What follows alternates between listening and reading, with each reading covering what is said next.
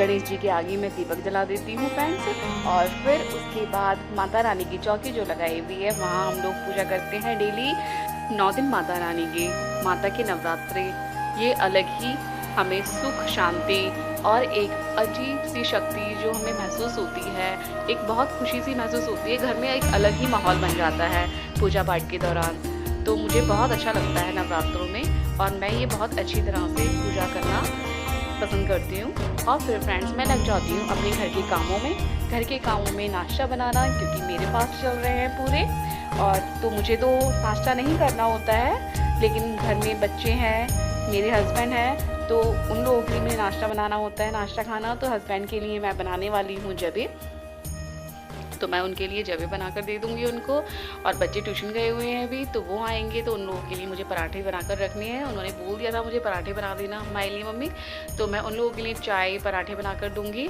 तो उससे पहले मैं अपने हस्बैंड के लिए जबे बना देती हूँ। Hello good morning friends, happy Navratri. तो आज है नवरात्र का तीसरा दिन और मेरे पास चल रहे हैं, लेकिन मेरे हस्बैंड के और बच्चों के नहीं है, क्योंकि मैंने अगले पिछले फास्ट रखवाए थे। लेकिन उनके लिए खाना मुझे फिर भी बनाना है, जो मैं बना रही हूँ। मैं बना रही हूँ जबे इन लोगों के लिए, और सिर्फ उनके लिए बना रही हूँ मैं जबे, और बच्चों के लिए बनाने हैं मुझे पराठे। तो फास्ट होता है तो, लेकिन बच्चों के लिए भी थोड़ा ध्यान रखना पड़ता है। घर में फ्रेंड्स लेडीज़ को बहुत सारी चीज़ों का ध्यान रखना पड़ता है कि व्रत के दौरान क्या प्रॉब्लम्स उसको फेस करनी पड़ती हैं और क्या खुशी उसे मिलती है। तो व्रत में हमें अच्छा भी लगता है, और थोड़ी सी प्रॉब्लम हमें खाना बनाते हुए आती है कि हाँ कि हमारा मन खाना खाने का नहीं है और हमें फास्ट रखना है, और फिर भी हमें काम करना होता है। तो कोई बात नहीं, ये माता रानी हमें शक्ति देती हैं, हमें मन पे अपने काबू रखना चाहिए। जो हमारे अंदर बहुत अच्छे से होता है लेडीज़ों के अंदर, वो अपने व्रत रखकर और अपनी शक्तियों पे कंट्रोल करके वो फिर भी सबके लिए कार्य में लगी रहती हैं। तो एक तरफ चाय बन रही है देबू के लिए और एक तरफ बन रहे हैं जबे, क्योंकि भाई हस्बैंड का ख्याल तो रखना पड़ता है और बच्चों का ध्यान भी रखना पड़ता है। व्रत अपना है, लेकिन माता रानी हमें इस चीज़ की शक्ति बहुत अच्छे से देती है कि हम घर में देख रेख भी कर सकें और माता रानी की पूजा पाठ भी बहुत अच्छे से कर सकें। तो हर 9 दिन जब तक व्रत चलेंगे तब तक हमें डेली पूजा पाठ भी टाइम से करना है, और हर चीज़ का हमें ध्यान रखना है। और माता रानी हमें शक्ति देगी इस चीज़ की, क्योंकि एक अलग ही एनर्जी हमारे अंदर आ जाती है। तो फ्रेंड्स हमें पूजा पाठ, इसलिए हमें सुबह के टाइम में बहुत जल्दी उठ जाना चाहिए। मैं क्या करती हूँ हमेशा, जब से पहला नवरात्रा शुरू हुआ है, आज तीसरा नवरात्रा है, और पहले नवरात्रे से ही मैं टाइम से उठ जाती हूँ। 4:30 या 5 बजे के टाइम तक मैं उठ जाती हूँ और झाड़ू पोंछा करके माता रानी के लिए मैं सिंहासन सजा लेती हूँ, क्योंकि जो पुराने फूल होते हैं वो सब हटाने भी होते हैं, और नई तरह से माता रानी का सिंहासन तैयार करके सही से फिर मैं पूजा शुरू करती हूँ। जल का लोटा जो है वो दोबारा से जल भर के रखती हूँ, और हवन की राख जो होती है वो मैं अलग निकाल कर रख लेती हूँ, और पुराने फूल हटाकर रख देती हूँ। वो सिलाने के काम आते हैं, वो मैं नदी वगैरह में बाद में सिलवा देती हूँ जब पूजा पूरी हो जाती है।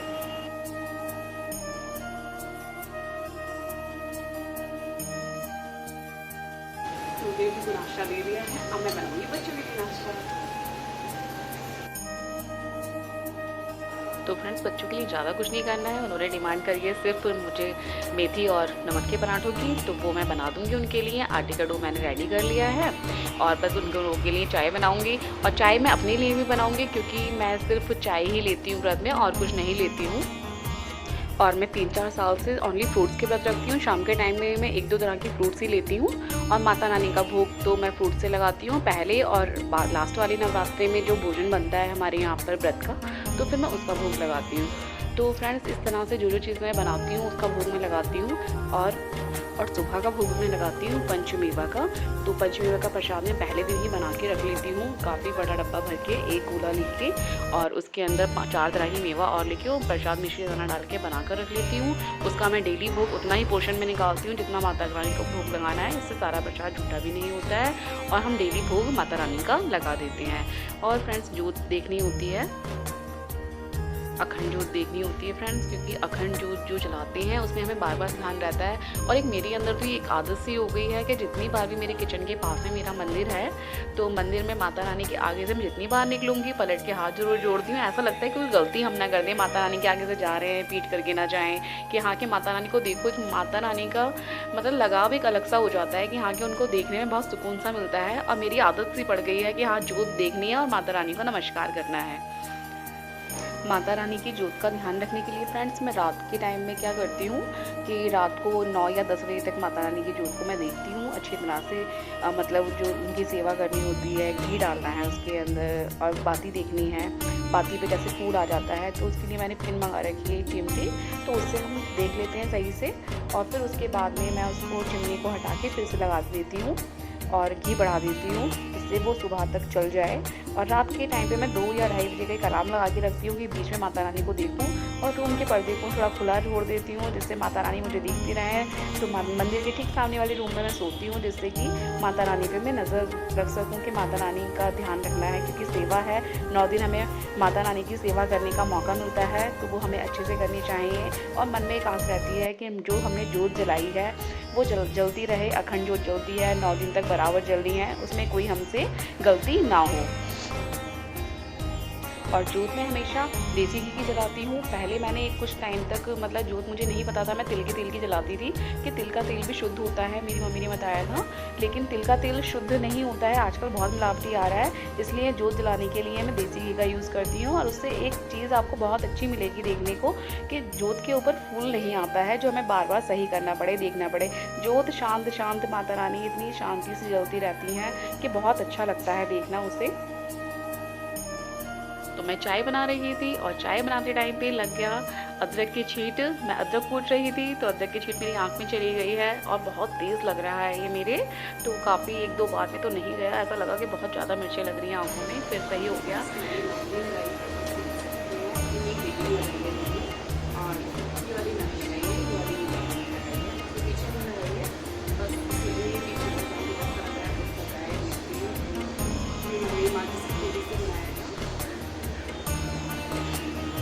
तो सभी लेडीज़ों और मेरी माताओं और मेरी बहनों और मेरी प्यारी प्यारी दीदी वगैरह जो भी हैं आप लोग, तो आप लोग भी मेहंदी ज़रूर लगाएं।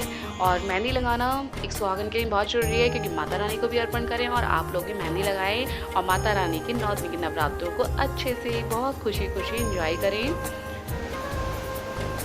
जलेबी आई है जो ठंडी हो चुकी है, अब हम इसे अवन में गर्म करें।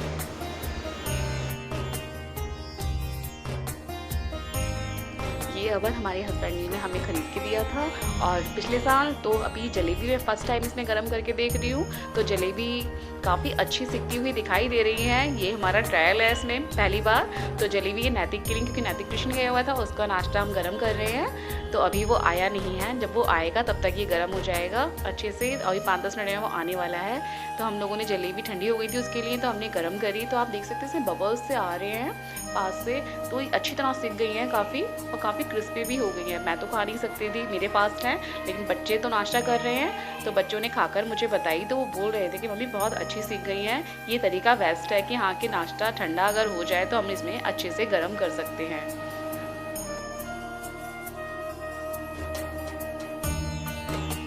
तो बच्चों का नाश्ता भी रेडी हो चुका है, इतने बच्चे नाश्ता करेंगे। तो आइए मैं आपको दिखाती हूँ जो हमारे यहाँ पेड़ पर चिड़ियों ने घोंसला बनाया था। उन्होंने नीचे वाला घोंसला छोड़ दिया है बनाने के बाद, अब इन्होंने नया ऊपर बना दिया है, तो इसे भी आप लोग देख सकते हैं।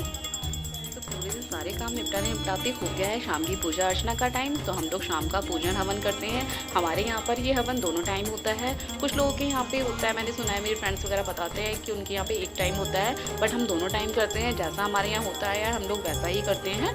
और उसके बाद में मैं पाठ करूँगी। देवी समस्त प्राणियों में वृत्ति रूप से स्थित है, उनको नमस्कार है। जो देवी समस्त जीवों में स्थिति रूप से विराजमान है, उनको नमस्कार है, उनको बारंबार नमस्कार है।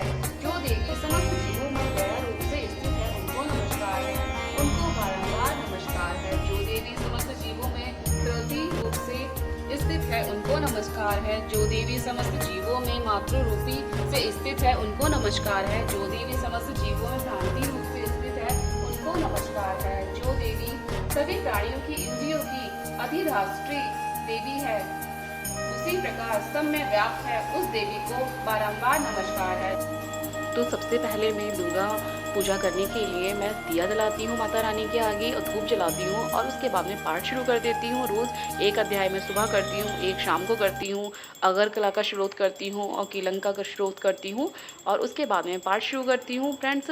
तो ये मेरा डेली का है और उसके बाद ही मैं पूजा जो करती हूँ तो आरती मैं बाद में करती हूँ। तो आपको आज का मेरा ब्लॉग कैसा लगा? तो जय माता दी फ्रेंड्स, लाइक कमेंट और सब्सक्राइब करना ना भूलें। जय माता दी।